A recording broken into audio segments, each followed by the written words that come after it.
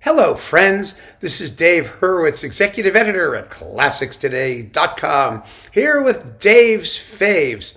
And today I want to talk to you about Shostakovich's 13th Symphony, Babi Yar. Now, this is a piece that is really close to my heart for a number of reasons. First of all, purely musically, it is a screaming masterpiece. And more to the point, late Shostakovich doesn't get the play that his earlier works do. Great Shostakovich symphonies are supposed to end at number 10.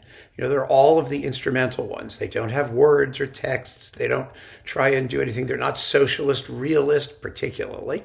I mean, sort of, some of them, but basically, after number 10, we get into the 11th, which is a programmatic sort of cinematic work, a revolutionary work, and then number 12, which even Shostakovich didn't like and which he thought was a mess. It's less of a mess than he thought it was, but it's still a bit of a mess. And then Babi Yar shows up.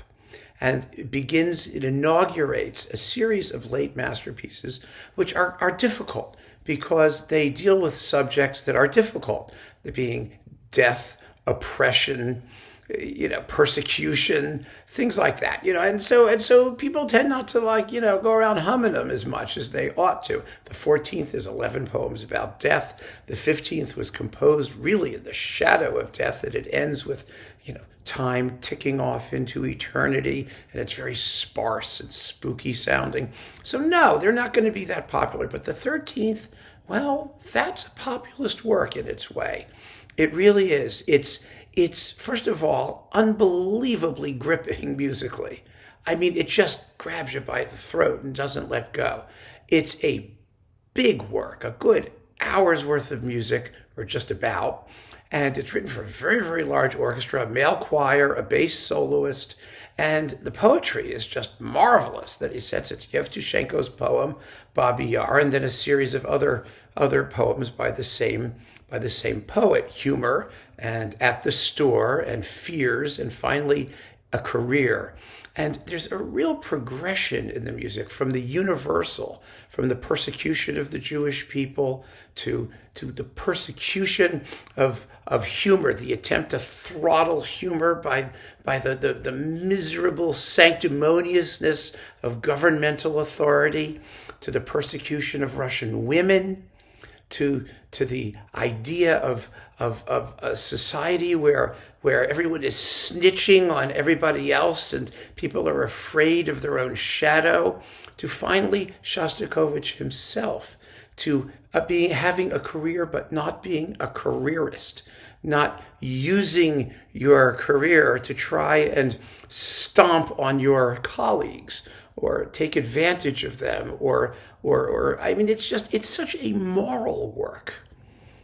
You realize when you listen to this piece that Shostakovich was a truly good man, a passionate believer in right, in people treating each other decently. I mean, the music just exudes that decency. And in the last movement, A Career, where the scariest motive in the entire symphony, which begins in the third movement, it's do do do do do do do do do, that sort of oscillating thing becomes a lullaby. Oh,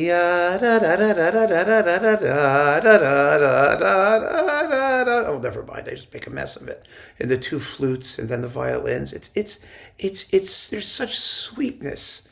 You realize, what Shostakovich is telling us is that, life can be so beautiful if only we would let it be that way.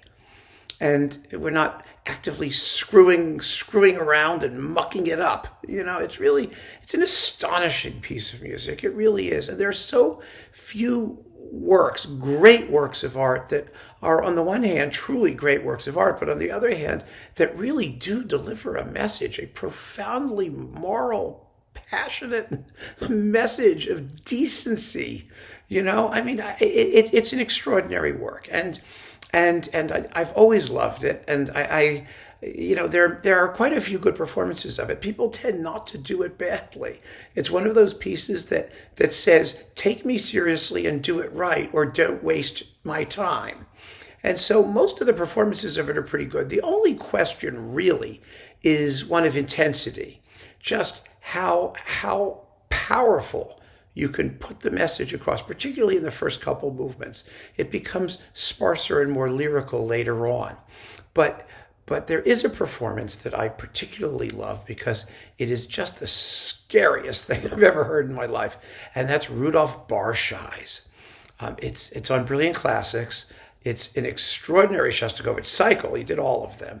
But the Babi Yar in that cycle, Barshai with its Cologne radio or WDR, one of those people, it's Cologne, whatever it is. It's just the first time I put it on. I mean, I put it on for my friend Christophe Huss, the music critic at Le Devoir in Montreal, and he just listened to it and said, "It's death."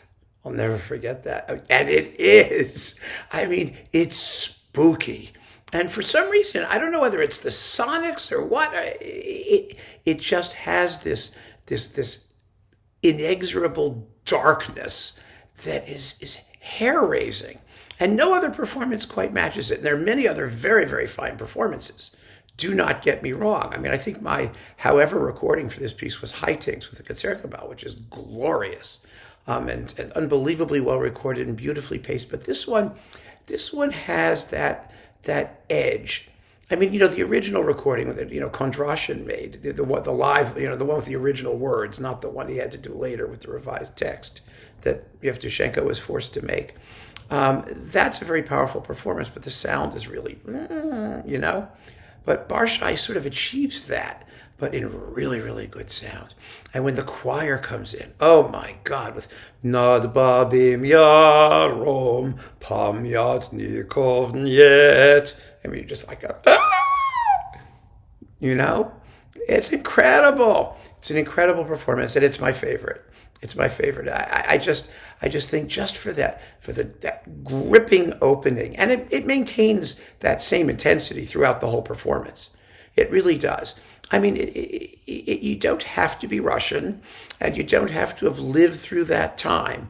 I mean, Heiting, take for example. I mean, nobody was more tepid than Heiting, but he isn't here. He isn't here. He got it with his performance. And so, it all depends on whether or not you get it or not. So you don't have to be Russian to get it, but it doesn't hurt. And Barshai really, really knew his stuff when it came to that music. And my God, what an amazing Babi Yar he turned in, and what an amazing work it is. And even if you don't like Shostakovich, you should sit down with the words and listen to this thing. And I dare you not to be moved. Profoundly moved. It's that kind of a piece. It's not a comfortable piece, although the end is serene and beautiful, exquisite, really. But it is disturbing and expressively intense, and really one of the most necessary works in the 20th century symphonic literature, and just an extraordinary masterpiece. And so, get past the 10th Symphony and listen to some of these late ones. They aren't easy, but they are so worth your time and trouble, believe you me. So that's my choice for Babi Yar, Rudolf Barshai, with Cologne Forces on Brilliant Classics, an extraordinary musical experience. Keep on listening, friends. Thanks so much for joining me. Take care.